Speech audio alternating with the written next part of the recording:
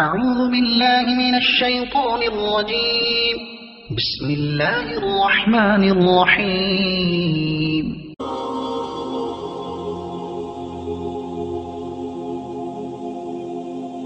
اعوذ باللہ من الشیطان الرجیم. بسم اللہ الرحمن الرحیم. وما ارسلنا من رسول الا لیطاع باذن اللہ ولو انہم اذ ظلموا انفسهم جاءوک فاستغفروا اللہ واستغفر لهم الرسول لوجدوا اللہ توابا رحیما. فلا وربک لا یؤمنون حتی یحکموک فیما شجر بینہم ثم لا یجدوا فی انفسہم حرجا مما قضیت ویسلموا تسلیما. ولو انا كتبنا عليهم ان يقتلوا انفسكم او اخرجوا من دياركم ما فعلوه الا قليل منهم ولو انهم فعلوا ما يوعظون به لكان خيرا لهم واشد تثبيتا واذا لآتيناهم من لدنا اجرا عظيما ولهديناهم صراطا مستقيما. ومن يطع الله والرسول فأولئك مع الذين أنعم الله عليهم من النبيين والصديقين والشهداء والصالحين وحسن أولئك رفيقا. ذلك الفضل من الله وكفى بالله عليما. صدق اللہ العظیم. سورہ النساء ہم پڑھ رہے ہیں، اس کا 6واں رکوع 9واں رکوع اور اس کی آخری حصہ میں نے تلاوت کیا ہے. اس کے رکوع کے شروع میں منافقین کا ذکر تھا، آپ کے شاید ذہن میں ہو کہ وہ خیال تو یہ کرتے ہیں یا دعویٰ تو یہ کرتے ہیں کہ ہم ایمان لائے ہیں، لیکن اپنے فیصلے کرانے کے لیے طاغوت کی طرف رجوع کرتے ہیں. رسول اللہ صلی اللہ علیہ وسلم کے فیصلوں پر راضی نہیں ہوتے. وہ میں نے آپ کو سارا وہ قصہ سنایا تھا حضرت عمر رضی اللہ عنہ کا. تو آج جو ہمارا سبق شروع ہے جی، فرمایا کہ وما ارسلنا من رسول الا لیطاع باذن اللہ. فرمایا کہ ہم نے جو رسول بھی بھیجے ہیں ان کے بھیجنے کا مقصد اس کے سوا کوئی نہیں ہے کہ الا لیطاع باذن اللہ، کہ ان کی اللہ کے اذن سے اطاعت کی جائے.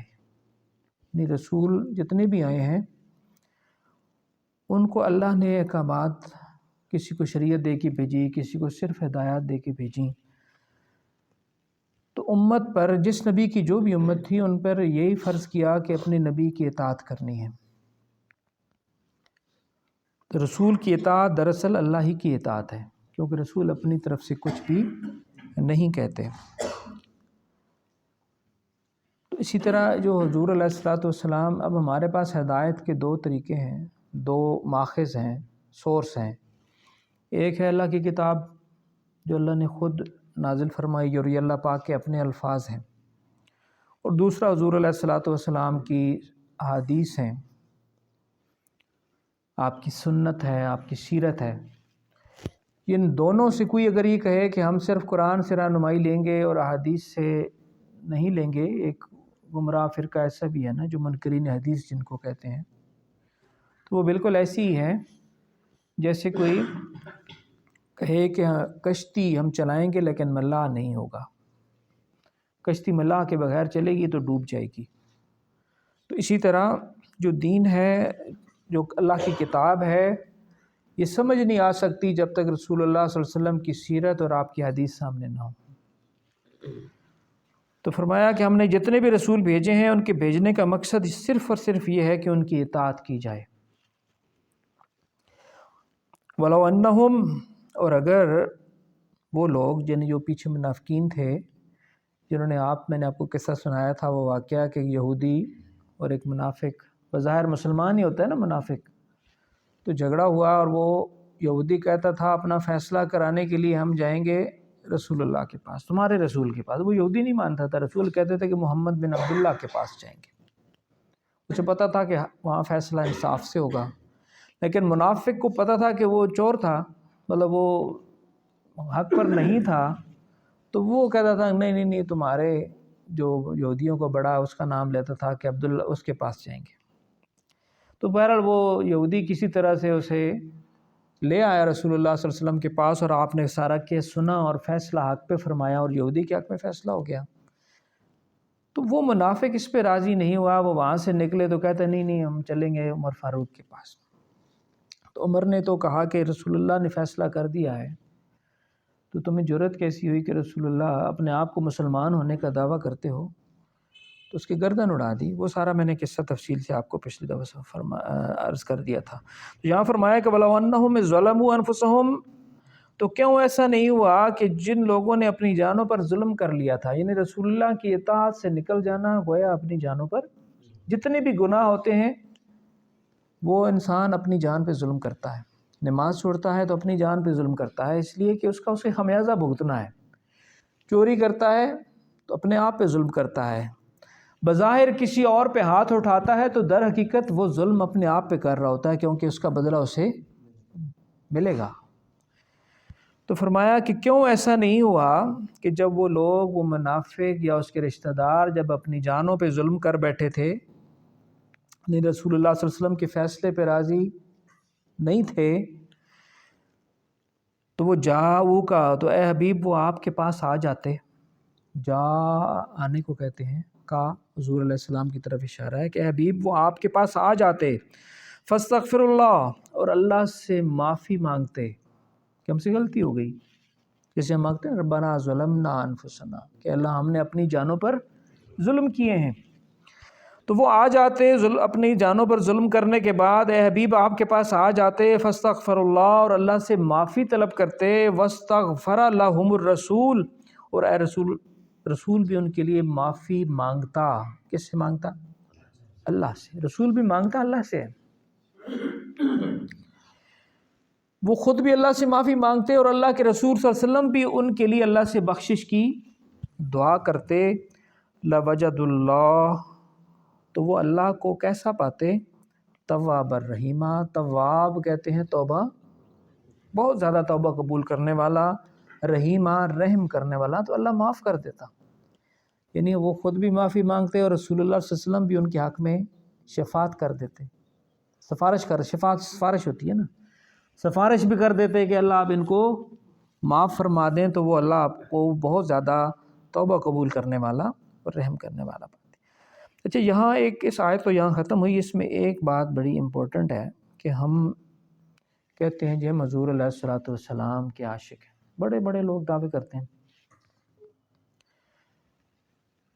رسول صلی اللہ علیہ وسلم کا عشق کا امتحان صرف ایک ہے کہ آپ ان کے طریقے پہ چل رہے ہیں کہ نہیں چل رہے ہیں۔ بندہ کہے کہ میں اس سے محبت کرتا ہوں اور بات اس کی نہ مانے، بات اس کے دشمن کی مانے، تو آپ کہیں گے یار یہ یا تو اس کا دماغ ٹھیک نہیں ہے یا یہ ہمیں بیوقوف سمجھتا ہے۔ اب یہ ایسا ہی ہو رہا ہے۔ اب آپ نے دیکھا ہوگا کہ یہ لڑکے والے جو کرکٹ کھیلتے ہیں، کسی کو کوئی کھلاڑی پسند آتا ہے تو وہ کھیلتے ہوئے بھی اس کی نقل کرتا ہے، بیٹ اس طرح پکڑتا ہے، گیند اس طرح پکڑتا ہے، اس طرح سارے وہ اپنے جو بھی ایکشن بناتا ہے کیونکہ اسے وہ پسند ہوتا ہے۔ تو یہ کیسے ہو سکتا ہے کہ اللہ کا رسول صلی اللہ علیہ وسلم جو بندہ کہے کہ وہ مجھے پسند ہیں اور طریقہ دوسروں کا اختیار کر لے؟ ایسا ہو نہیں سکتا۔ اس لیے جو عشق کا دعویٰ کر رہا ہے، ہمیں دیکھنا پڑے گا کہ وہ اپنے دعویٰ عشق میں سچا ہے کہ یا چھڑا اوپر سے اپنے آپ کو بھی دھوکہ دے رہا ہے اور دوسروں کو بھی دھوکہ دے رہا ہے۔ تو رسول صلی اللہ علیہ وسلم کو اللہ نے بھیجا اس لیے کہ ان کی اطاعت کی جائے، ہر چیز پہ، اٹھنے بیٹھنے سے لے کر عدالتوں تک، حکمرانی تک، جو بھی آپ کی سنتیں ہیں، جو بھی آپ کے، ہمیں یہ تو پتہ ہے کہ پانی جو ہے نا وہ بیٹھ کے پینا چاہیے، لیکن جو مشکل سنتیں ہیں، انصاف کرنا سب سے بڑی سنت ہے، غائب ہے پورے معاشرے میں، عدالتوں سے تو ویسے ہی غائب ہے نا۔ ہم بھی تو نہیں انصاف کرتے، ہمیں کرنا پڑ جائے، ہم کہتے نہیں یار میرا رشتہ دار ہے، اپنا ہے، ساتھ کھڑے ہو جاتے ہیں، پتہ ہوتا ہے غلط ہے پھر بھی ساتھ کھڑے ہو جاتے ہیں۔ تو اس لیے رسول اللہ صلی اللہ علیہ وسلم سے جو محبت کا دعویٰ کرتا ہے، اسے حضور علیہ السلام کے طریقوں کو اپنانا پڑے گا۔ اگلی آیت بڑی جلال والی آیت ہے۔ فلا و رب کا، نہیں اے میرے پیارے حبیب، و رب کا، اور آپ کے رب کی قسم، قسم کون اٹھا رہا ہے؟ اللہ۔ نہیں اے حبیب، آپ کے رب کی قسم، لا یؤمنون، یہ مومن نہیں ہو سکتے، حتیٰ، یہاں تک کہ یحکمو کا، یہاں تک کہ یہ آپ کو حکم نہ مان لیں۔ حکم کیا ہوتا ہے؟ جج، فیصلہ کرنے والا، اپنے سارے معاملوں میں فیصلہ کرنے کے لیے جب تک آپ کو جج نہ تسلیم کر لیں، حکم اس کو کہتے ہیں، تو یہ مومن نہیں ہو سکتے۔ قسم، اللہ نے قسم، اللہ کو قسم اٹھانے کی ضرورت نہیں ہے، لیکن اپنے اس بات میں زیادہ زور پیدا کر لی کہ فرمایا فلا، نہیں ہے پیارے حبیب، وربک، اور آپ کے رب کی قسم، لا یؤمنون، مومن یہ نہیں ہو سکتے، حتیٰ یحکموک، یہاں تک کہ یہ آپ کو حکم نہ تسلیم کر لیں، فیما شجر بینہم، فیما درمیان، شجر بینہم، جو ان کے درمیان بھی معاملے ہوں، جھگڑے ہوں، فیصلہ کے لیے آپ کی طرف رجوع نہ کریں۔ اب بندہ سوال کر سکتا ہے کہ یار اللہ کے رسول صلی اللہ علیہ وسلم اس وقت ہمارے درمیان موجود نہیں ہیں، تو ہم فیصلے کے لیے پھر ان کے پاس کیسے جائیں گے؟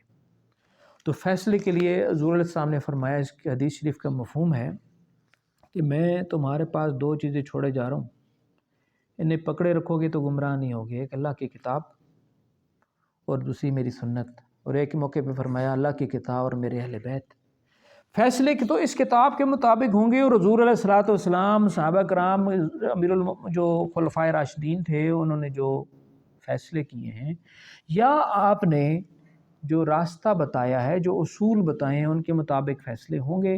اگر کوئی بندہ اس کتاب سے اپنے فیصلے کراتا ہے تو وہ مومن ہے، اگر اس کے مطابق نہیں کراتا تو وہ، اللہ کہہ رہے ہیں کہ وہ مومن نہیں ہے۔ فلا ورب کا، نہیں ہے حبیب، آپ کے رب کی قسم، لا یؤمنون، یہ مومن نہیں ہو سکتے، حتیٰ یحکموک فیما شجر بینہم، جب تک اپنے درمیان ہونے والے اختلافات، اپنے درمیان ہونے والے جھگڑوں کے لیے یہ آپ کی طرف، آپ کو حکم نہ مان لیں، ثم لا یجدوا، اور اگلی بات بھی، ثم لا یجدوا فی انفسہم حرجا، اور آپ جو فیصلہ کر دیں، یعنی حضور علیہ السلام جو فیصلہ کر دیں، یا اب اس کتاب کے مطابق کوئی قاضی فیصلہ کر دے،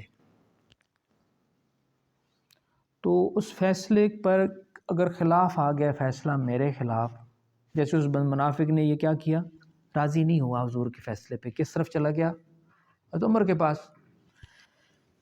تو فرمایا کہ جو فیصلہ آپ کر دیں اس پر اپنے دل میں بھی کوئی تنگی محسوس، یعنی جو رسول اللہ صلی اللہ علیہ وسلم نے فیصلہ کر دیا، میری خوشی اسی میں، چاہے میرے خلاف ہی آیا ہے۔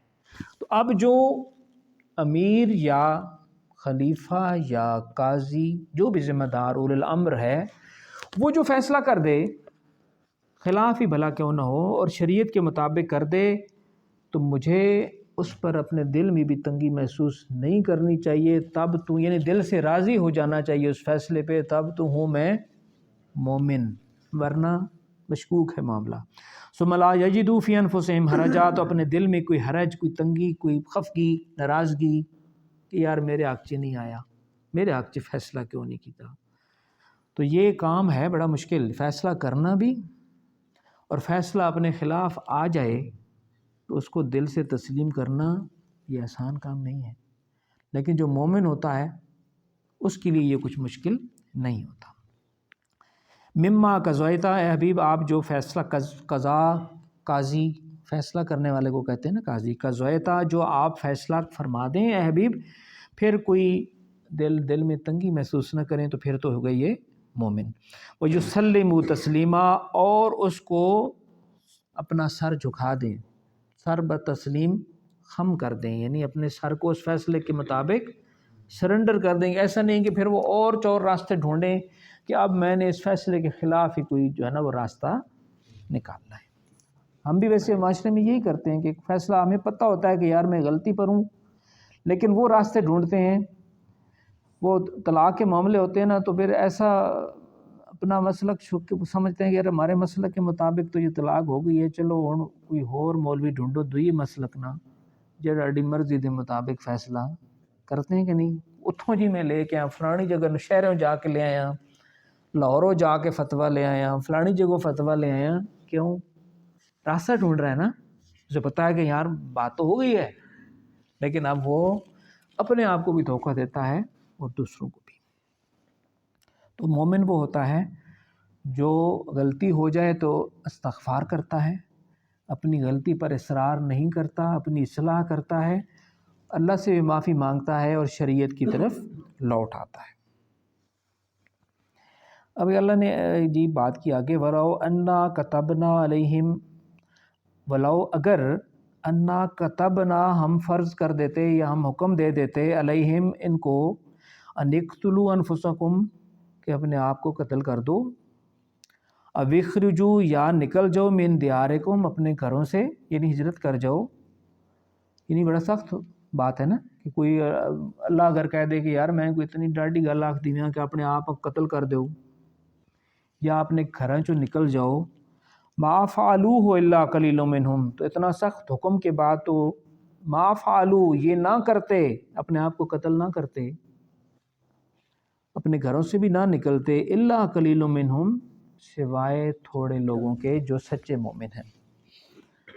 یہ اللہ نے ایک مثال دی کہ اتنا تو ہم نے حکم نہیں دیا کہ اپنے آپ کو قتل کرنا ہے، اگر ایسی بات کر دیتے تو یہ جو ابھی دعوی عشق کر رہے ہیں انہوں نے تو بھاگ جانا تھا، یہ چھوٹی چھوٹی آپ کے فیصلوں پر راضی نہیں ہو رہے تو یہ دعوی جھوٹے دعوی ایمان کرنے والے انہوں نے تو بالکل بھاگ جانا تھا کہ نہیں جی نہیں ایسی کوئی مومن نہیں ہے، اپنے آپ قتل کون کرے گا۔ لیکن جو اللہ کے سچے مومن ہوتے ہیں، سچے عاشق ہوتے ہیں، یہ حضور علیہ السلام کے سچے عاشق تو ہزاروں گزرے ہیں۔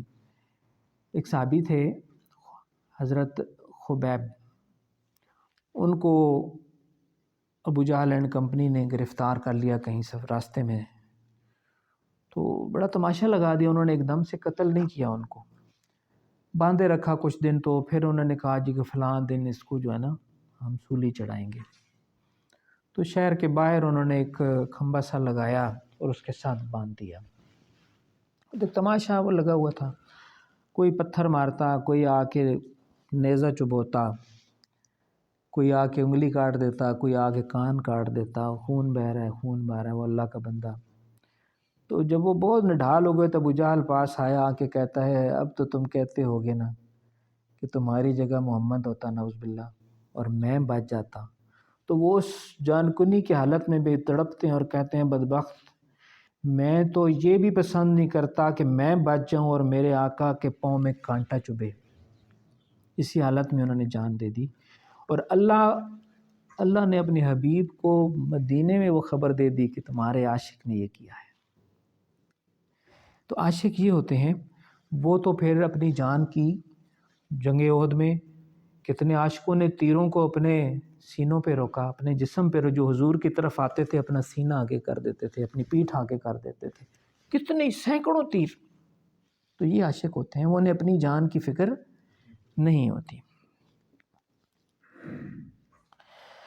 وَلَوْ أَنَّهُمْ فَعَلُوا مَا يُوعَظُونَ بِهِ، وَلَوْ أَنَّهُمْ، اور اگر فعلوا یہ کر گزرتے نا، ما یوعظون جو انہیں نصیحت کی جا رہی ہے، یعنی جو ان کو واعظ کیا جا رہا ہے، اگر یہ اس پر عمل کر لیتے بھی اس پر، لَكَانَ خَيْرًا لَهُمْ تو ان کے لیے بڑا اچھا ہوتا، بہت اچھا ہوتا، وَأَشَدَّ تَثْبِيتًا اور نتیجے کے اعتبار سے بھی بہت زبردست ہوتا۔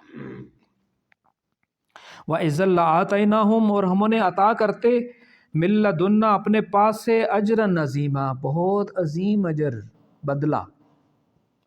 اجر کیا ہوتا ہے؟ بدلہ، اجرت۔ اجرت وہ ملے گی جنت کی شکل میں، اللہ کی رضا کی شکل میں۔ دنیا میرے بھائیوں بزرگوں یہ چند روزہ کھیل تماشا ہے، اور ہر آنے والا دن ہمیں قبر کے قریب کر رہا ہے، نہ جانے کب ہمارا بلاوا آتا ہے۔ زیادہ ٹائم نہیں ہے میرے اور آپ کے پاس، آپ زندگی کا میں بھی بیشتر حصہ گزار چکا ہوں، اور آپ بھی جو بیٹھے ہیں ان میں سے اکثریت زندگی کا بیشتر حصہ گزار چکے ہیں۔ تو دنیا ہمیں نے زندگی باقی ایسے گزارنی ہے کہ بس وہ ہم سے راضی ہو جائے، اور ہمیں ہمیشہ ہمیشہ کی ان جنتوں میں داخل کر دے جس میں کوئی دکھ نہیں ہے، جس میں کوئی مشقت نہیں ہے، جس میں کوئی مصیبت نہیں ہے، کوئی بیماری نہیں ہے، اللہ تعالیٰ ہمیں، اور سب سے بڑھ کر کے اللہ کی رضا اس میں ہے۔ اور حضور علیہ الصلاۃ والسلام اگلی آیت وہ جو آخری دو آیتیں وہ آپ سنیں گے، فرمایا کہ وَلَا هَدَيْنَاهُمْ صِرَاطًا مُسْتَقِيمًا، اور اگر وہ اس نصیحت پر عمل کرتے وَلَا هَدَيْنَاهُمْ تو ہم انہیں اس راستے پر چلاتے، صِرَاطًا مُسْتَقِيمًا جو سیدھا راستہ ہے، جو سیدھا جنت کو جاتا ہے، جس میں ٹیڑھ میڑھ نہیں آتے۔ اب انعام سنیے جی، وَمَن يُطِعِ اللَّهَ وَالرَّسُولَ، جس نے اللہ اور رسول کی اطاعت کی زندگی کے ہر فیلڈ میں، صرف مسجد میں نہیں، دکان میں بھی، اسپتال میں بھی، عدالت میں بھی، پارلیمنٹ ہاؤس میں بھی، ہر جگہ مزدوری کرتے وقت بھی۔ وَمَن يُطِعِ اللَّهَ وَالرَّسُولَ، جس نے اللہ اور رسول صلی اللہ علیہ وسلم کی اطاعت کی تو وہ کہاں ہوگا، کس کے ساتھ ہوگا؟ فَأُولَٰئِكَ مَعَ الَّذِينَ، وہ ان لوگوں کے ساتھ ہوگا أَنْعَمَ اللَّهُ عَلَيْهِمْ جن پر اللہ نے انعام کیا ہے۔ اب ہر نماز میں کیا مانگتے ہیں؟ اهدنا الصراط المستقیم صراط الذین انعمت علیہم، اے اللہ اس راستے پر چلا جن لوگوں پر تیرا، اور لوگوں کا راستہ جن پر تیرا۔ تو یہاں اللہ کہہ رہے ہیں کہ جو اللہ رسول کی اطاعت کرو گے تو تمہیں وہ دے دوں گا تمہیں ان لوگوں کا، انعمت علیہم جن پر میں نے انعام کیا ہے، انعم اللہ علیہم من النبیین، سب سے بڑا درجہ تو نبی کا ہوتا ہے، نبی کا، انبیاء کا پڑوس ملے گا۔ والصدیقین، صدیق وہ ہوتے ہیں جو جب ایک دفعہ تصدیق کر دیتے ہیں نا، جیسے ابو بکر نے تصدیق کی تھی رضی اللہ عنہ، اس لیے تو صدیق ہے نا، نام تو ان کا یہ نہیں ہے نا، نام تو نہیں ہے نا، صدیق تو لقب ہے، حضور نے عطا کیا ہے۔ کیونکہ معراج پہ جب حضور علیہ السلام گئے تھے تو صبح وہ تو چند لمحوں کی بات تھی، وہ اللہ نے اپنا ایک معجزہ دکھانا تھا، آپ ساتوں آسمانوں سے ہو کے واپس آئیں تو صبح آپ نے یہ ذکر کیا مکہ والوں سے کہ آج رات کو اللہ نے مجھے آسمانوں کی سیر کرائی ہے۔ تو جو ابو جہل وغیرہ تھے وہ تو ویسے ہی بدبخت تھے، تو انہوں نے مذاق اڑانا شروع کیا، یہ نویں گل آئی نے آج کہ راتوں رات آسمانہ تے گئے نے مڑ بھی آئے نے، یعنی ان کو تو یہ ظاہر وہ کافر تھے نا، تو وہ ابو جہل بھاگتا بھاگتا ابو بکر صدیق رضی اللہ عنہ، ابو ان کو نہیں، ابو حضور کی ملاقات ابھی ابو بکر سے نہیں ہوئی تھی رضی اللہ عنہ، تو بھاگتا بھاگتا ان کے گھر کے گیا، اس کا خیال تھا کہ ابو بکر یہ بات نہیں مانے گا، وہ کہے گا یار یہ نعوذ باللہ یہ پاگل آدمی ہے۔ تو ابو جا کے دستک دی تو ابو بکر نے کہا خیر ہے بھائی، انہوں نے کہا کہ یار تمہارا یار کہتا ہے کہ میں راتوں رات آسمانہ تے گیا تے راتوں رات مڑ بھی آیا، تو میرا بستر بھی اجے گرم ہی آیا۔ ابو بکر نے کہا کہ یہ میرے یار نے کہا ہے؟ انہوں نے کہا ہاں تمہارے یار نے کہا ہے۔ فرمایا اگر میرے یار نے کہا ہے تو یہ سچ ہے۔ جب حضور علیہ السلام کو یہ بات پتہ لگی تو آپ نے فرمایا انت صدیق، تو سچا ہے، تو صدیق ہے۔ صدیق ہوتا ہے تصدیق کرنے والا، جو ایک دفعہ جس نے سچائی کی تصدیق کر دی پھر ساری زندگی اس پہ ڈٹ جائے۔ جب آپ خلیفہ بنے تو کچھ لوگوں نے زکوٰۃ دینے سے انکار کر دیا، کچھ قبائل نے، اور اس وقت ظاہر افراتفری تھی، اللہ کے رسول صلی اللہ علیہ وسلم دنیا سے وصال فرما چکے تھے، اور ایک لشکر جو حضور علیہ السلام نے حضرت زید بن حارثہ رضی اللہ عنہ کے کمان میں روانہ کرنا تھا وہ بھی ابھی روانہ نہیں ہوا تھا۔ تو وہ ایک تو پہلے تو کچھ لوگوں نے کہا کہ وہ امیر المومنین ابھی حالات ٹھیک نہیں ہیں تو آپ اس لشکر کو روانہ ابھی نہ کریں۔ تو ابو بکر نے کہا کہ جس کا فیصلہ حضور صلی اللہ علیہ وسلم میرے آقا نے کر لیا تھا وہ میں کہ ابو بکر کون ہوتا ہے اس کو روکنے والا، یہ لشکر جائے گا۔ لشکر بھیج دیا، پیچھے سے قبائل نے بغاوت کر دی، مدینے میں فوج ہے کوئی نہیں، تو ابو بکر نے کہا کہ ان کے ساتھ جہاد ہوگا جنہوں نے زکوٰۃ دینے سے انکار کر دیا ہے۔ تو حضرت عمر فاروق رضی اللہ عنہ جیسے بندے نے بھی کہا کہ امیر المومنین فوج تو بھیج دی آپ نے، پیچھے تو بچے کچے لوگ ہیں، تو انہوں نے صرف زکوٰۃ دینے سے انکار کیا ہے نا، یہ کوئی اسلام سے تو نہیں نکلے۔ ابو بکر نے کہا کہ خدا کی قسم جو ایک رسی بھی زکوٰۃ میں دیتا تھا آج وہ بھی انکار کرے گا تو ابو بکر اس کے خلاف جہاد کرے گا، اگر میرے ساتھ کوئی بھی نہیں آئے گا تو میں تنہا اس کے خلاف جہاد کروں گا۔ تو سب نے کہا کہ یہ تو فیصلہ ٹل ہے۔ پھر جو صحابہ وہاں پہ موجود تھے ان کو اکٹھا کر کے لشکر بنا کے آپ نے وہ بھی روانہ کر دیا۔ صدیق جس چیز کی تصدیق کر دی اس پہ کوئی ڈگمگائے نہیں کہیں بھی، تو وہ صدیق ایسے لوگوں کا ساتھ ملے گا جی، کن کو؟ وَمَن يُطِعِ اللَّهَ وَالرَّسُولَ، جو اللہ اور اس کے رسول کی اطاعت کریں گے۔ والشہداء، ایک تو شہید وہ ہوتے ہیں جو اللہ کے راستے میں جان دے دیں۔ اس کو بھی شہید کیوں کہتے ہیں؟ کہ اس کو اللہ کے سچا ہونے پہ حضور علیہ الصلوۃ والسلام پر ایمان اتنے درجے کا ہوتا ہے کہ سب سے قیمتی چیز جان وہ بھی لٹا دیتا ہے۔ شہید اس لیے شہید کا مطلب ہوتا ہے گواہی دینے والا، وہ اپنی جان دے کر گواہی دے دیتا ہے کہ یہ دین سچا ہے اور میرا دعویٰ ایمان سچا تھا، یہ گواہی دے دیتا۔ اس سے بڑھ کے کیا گواہی ہوگی کہ یار وہ اپنی جان بھی لٹا دے۔ اور وہ بھی شہید ہوتا ہے کہ جو شہیدوں کی بہت ساری قسمیں ہیں نا، وہ تو مرنے والوں کی بات میں نہیں کر رہا، جو زندہ شہید مطلب زندہ لوگ، شہید ویسے بھی زندہ ہوتے ہیں، شہادت دینے والا جس نے ایک دفعہ شہادت دے دی کہ اشہد ان لا الہ الا اللہ و اشہد ان محمد رسول اللہ، اور پھر ساری زندگی ہر خوشی میں بھی ہر غمی میں بھی اچھے حالات میں بھی برے حالات میں بھی اس پر ڈٹا رہا، گویا وہ ساری زندگی اور اپنی زندگی سے گواہی دیتا رہا، اپنے عمل سے گواہی دیتا رہا کہ میں جس پر دعویٰ ایمان کر رہا ہوں میں اس میں سچا ہوں، کہ میں اپنا دنیاوی نقصان برداشت کر لیتا ہوں لیکن اس دین کی ہدایات، حضور کی ہدایات کے خلاف نہیں جاتا۔ میں رشوت، مجھے پیسے ضرورت ہوتے ہیں، میں رشوت لے سکتا ہوں لیکن اس لیے نہیں لیتا کہ میرے اللہ نے اور اللہ کے رسول نے منع کیا ہے۔ میں چوری کر سکتا ہوں، میں ملاوٹ کر سکتا ہوں، اس لیے نہیں کرتا کہ میرا اللہ مجھے دیکھ رہا ہے۔ پھر تو میں اپنے عمل سے شہادت دے رہا ہوں اور گویا میں ایک طرح کا شہید ہوں کہ میرا عمل بتا رہا ہے کہ یار یہ جو بندہ کہہ رہا ہے یہ اس پر عمل بھی کرتا ہے، پھر تو ہے شہید۔ تو بہرحال ایسے لوگوں کا ساتھ وہاں پہ نصیب ہوگا۔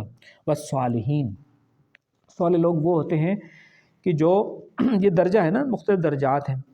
صالح لوگ وہ ہوتے ہیں کہ جو پوری اپنی کوشش کرتے ہیں اپنی گناہوں سے اپنے آپ کو بچانے کی اور حضور کے طریقے پر چلنے کی، وہ ہوتے ہیں ان سے اگر غلطی ہو بھی جاتی ہے تو فوراً پلٹ آتے ہیں، اپنی غلطیوں پر اصرار نہیں کرتے۔ اپنی غلطیوں پر جو اصرار کرتا ہے وہ صالح بندہ۔ بعض اوقات ہم سے بھی غلطیاں بے پناہ ہوتی ہیں لیکن ہم اپنے آپ کو دھوکہ دیتے ہیں، کوئی اپنے دل کو تسلی دینے کے لیے یار نہیں تو مجبوری ہے تینوں اپنے دل میں تسلیاں، ایسا میرے بھائیوں میں نہیں کرنا چاہیے۔ غلطی ہو جائے تو فوراً مومن وہ ہوتا ہے کہ جو اللہ کی طرف، کیونکہ اللہ تواب ہے، توبہ قبول کرنے والا ہے اور توبہ کو پسند فرماتا ہے، تو فوراً اس کی طرف لوٹ آنا چاہیے۔ وَحَسُنَ أُولَٰئِكَ رَفِيقًا، اور دیکھو یہ کتنے پیارے رفیق ہیں جن کا پڑوس ان کو مل جائے، صالحین کا، شہداء کا، صدیقین کا، انبیاء کا۔ جنت کے مختلف لیول ہیں نا، درجے ہیں، درجے جنتیں ایک جنت تو نہیں ہے، ایک ہم جیسے عام لوگوں کے لیے فرض کر اللہ ہمیں لے جائے، ہمیں عام میں لے جائے، لے تو جائے، لیکن پھر اس سے آگے، پھر اس سے اوپر، پھر اس سے اوپر، سب سے اعلیٰ درجے کی انبیاء کی، پھر صدیقین کی۔ جیسے اسلام آباد میں سیکٹر ہے نا کہ یار یہ وہ زیادہ بڑے گھر ہیں، پوش ایریا ہے، E7 ہے، فلانا ہے، F8 ہے، F6 ہے، کرتے کرتے عام لوگوں کے ہیں، پھر اس سے عام لوگوں کے ہیں، پھر اس سے عام لوگوں کے ہیں، تو انسان وہاں پہ تمنا کرے گا کہ کاش جنت تو مل گئی یار، کچھ دن تو اس میں خوش ہوگا کہ یار چلو جہنم تو بچ گئے ہیں، پھر کہے گا نہیں یار اتنے نہیں پہنچ سکے۔ جیسے ہم بھی ابھی کہتے ہیں نا، ایک گاڑی آتی ہے تو کہتا ہے یعنی وہ گڈی ہو گیا، وہ آ جاتی ہے بندہ کہتا ہے وہ، انسان کی خواہشیں تو نہیں مکتی نا، تو وہاں بہرحال اچھی خواہش ہے، وہاں وہ خواہش کرے گا کاش میں تھوڑی اور نیکیاں کر لیتا، کچھ اور اطاعت کر لیتا تو مجھے وہ والی جنت مل جاتی۔ تو بہرحال حضور علیہ السلام نے فرمایا کہ جو بندہ ایک دفعہ دل سے سبحان اللہ و بحمدہ کہہ دیتا ہے نا، اس کو جو جنت کا درجہ اس کا بڑھ جاتا ہے، وہ ایسے ہے جیسے 50 500 سال وہ سفر کی مسافت ہو اور وہ جنت اس سے اوپر ہو، یعنی مثال دے کے سمجھایا کہ نہیں ایک دفعہ سبحان اللہ و بحمدہ کہنے سے، لیکن اب سبحان اللہ و بحمدہ کہنے کے ساتھ ساتھ ہمیں وہ عمل بھی کرنا ہے نا، تو زندگی کے معاملات میں وہ عمل بھی کرنا ہے، تب تو یہ سبحان اللہ و بحمدہ، ورنہ تسبیح ایسے ایسے کر رہا ہوں اور ساتھ میں 2 نمبریاں بھی کر رہا ہوں، تو ایسے سبحان اللہ و بحمدہ سے کچھ بننے والا نہیں ہے۔ آخری آیت، ذالک الفضل من اللہ، یہ دیکھو یہ اللہ کا بڑا فضل ہے، وہ شہنشاہ ہے جو ہمارے اعمال کو قبول کر لے، ٹوٹے پھوٹے اعمال کو قبول کر کے ہمیں ان عظیم لوگوں کا اگر پڑوس نہیں، میں کہتا ہوں ہمیں ان کے نوکروں میں ہی وہاں پہ بھیج دے، ان کے نوکروں ان کی خدمت کے لیے ہمیں وہاں پہ بھیج دے، تو ہمارے لیے بہت بڑا فضل ہوگا اس کا۔ وکفیٰ باللہ علیما، اور دیکھو اللہ کا علم وہ جانتا ہے، وہ کافی ہے اس کا علم۔ کافی اس سے مراد کیا ہے کہ اللہ کے علم، اتنا علم ہے اس کا، اور غیب کا علم اتنا ہے اس کا کہ تمہیں اندھا اعتماد اس پہ کرنا چاہیے کہ وہ جو طریقہ بتا رہا ہے زندگی گزارنے کا بس یہی ٹھیک ہے۔ اپنی عقل کو کرو پیچھے، اپنی عقل سے نہ سوچو کہ نہیں یہ اچھا اس طرح کریے تو زیادہ فائدہ، نہیں، جو اللہ نے کہا ہے اس پہ سوچنے کی ضرورت نہیں ہے۔ مومن وہ ہوتا ہے کہ جو اللہ کے اور رسول اللہ صلی اللہ علیہ وسلم کے احکامات پہ سوچتا نہیں ہے، بس اوبے کرتا ہے، مانتا ہے، وہ ہے مومن، اور ہمیشہ اسے دنیا میں بھی سرخرو ملتی۔ آخری بات کرتا ہوں، دیکھیے دنیا میں آج تک یہ جتنے بھی حضور علیہ السلام کے راستے پہ چلنے والے لوگ ہیں، اور خود حضور علیہ السلام آپ یتیم تھے نا، پیدائشی یتیم تھے، تو یہ پھر آپ کی بیٹیاں تھیں، آپ کی نرینہ اولاد، چھوٹے بچپن میں فوت ہو گئے تھے بچے، بیٹیاں تھیں صرف، تو ابو لہب وغیرہ اینڈ کمپنی کہتے تھے اس کا تو نرینہ اولاد ہی نہیں ہے، نام نشان ہی مٹ جائے گا، کہتے تھے نا۔ تو اللہ نے سورہ الکوثر اتاری کہ انا اعطیناک الکوثر فصلی لربک وانحر ان شانئک هو الابتر، حبیب آپ کا دشمن ہی بے نام و نشان رہے گا۔ آج مجھے بتائیے کوئی ابو جہل کی اولاد آپ کو پتہ ہے کون ہے؟ ابو لہب کے 11 بیٹے تھے، ان کی 11 بڑی اولاد اس کی ہوگی نا۔ آج کوئی کہتا ہے، کوئی دنیا میں پتہ ہے کہ یار میں ابو لہبی ہوں؟ یہاں تو ہر کوئی اپنے آپ کو سید کہنے کہلواتا ہے، اصلی ہو یا نہ اصلی نہ ہو، لیکن اس لیے کہلواتا ہے کہ اس کا ایک، ہمیں کوئی کہتے سید ہوں تو ہم دل سے اس کا احترام کرتے ہیں، یار ہمارے حضور علیہ السلام کی نسبت ہے، ان کی اولاد میں سے ہے، سید اس کو ہی کہتے ہیں نا۔ تو بے نام و نشان کون رہا؟ ابو لہب۔ بے نام و نشان کون رہا؟ ابو جہل، جن کے بڑے بیٹے تھے، حضور کا ایک بیٹا بھی جوان نہیں ہوا، لیکن اولاد اور نام کس کا زندہ ہے؟ حضور علیہ السلام۔ پوری دنیا میں ابھی میں پچھلے دنوں مالدیو گیا تو وہاں جب اذان ہوئی تو میں نے کہا سمندر میں گھرا ہوا چھوٹا سا جزیرہ، ہمارے گاؤں سے بھی وہ چھوٹا تھا جہاں میں گئے، تو اذان ہوئی تو میں نے کہا، میں نے وہ ریکارڈ بھی کی اس کی ویڈیو میں نے کہا اللہ کے رسول صلی اللہ علیہ وسلم ان سمندروں میں بھی آپ کا نام بلند ہو رہا ہے۔ تو نام ان کا زندہ رہتا ہے جو اللہ اور اس کے رسول سے جڑ جاتے ہیں، پیسوں سے نام نہیں زندہ رہتا۔ کوئی کہتا ہے کہ میں قارون کی اولاد ہوں، کوئی کہتا ہے کہ میں فرعون کی اولاد ہوں، کوئی کہتا ہے کہ میں نمرود کی اولاد ہوں، کوئی اپنے آپ کو ابراہیمی کہلاتا ہے، کوئی محمدی کہلاتا ہے، کوئی مطلب یہ آپ دیکھ لیں، کوئی بنی اسرائیل جو یعقوب علیہ السلام کی اولاد۔ تو اللہ اپنے راستے پہ چلنے والے، چاہے بظاہر وہ جھگیوں میں رہتے ہوں، چاہے بظاہر ان کے سر کاٹ دیے گئے ہوں، نام ان کے زندہ رہتے ہیں۔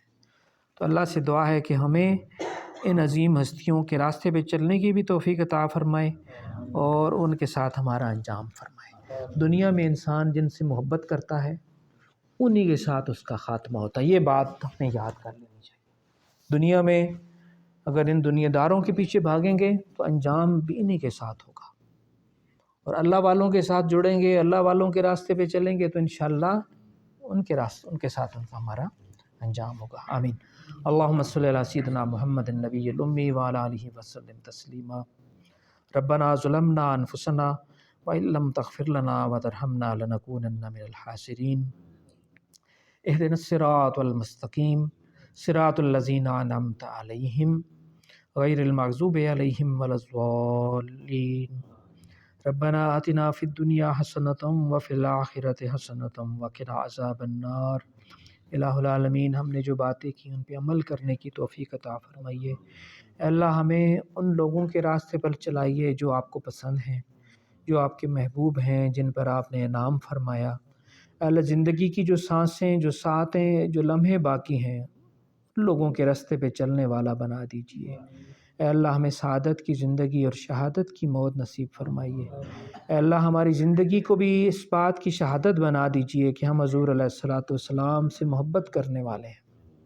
الہ العالمین، فلسطین میں جو ہمارے بھائیوں پہ ظلم ہو رہا ہے، یا اللہ اس امت کو ایسا رہنما عطا فرما یا اللہ جو ان کے دکھوں کا مداوع کر سکے۔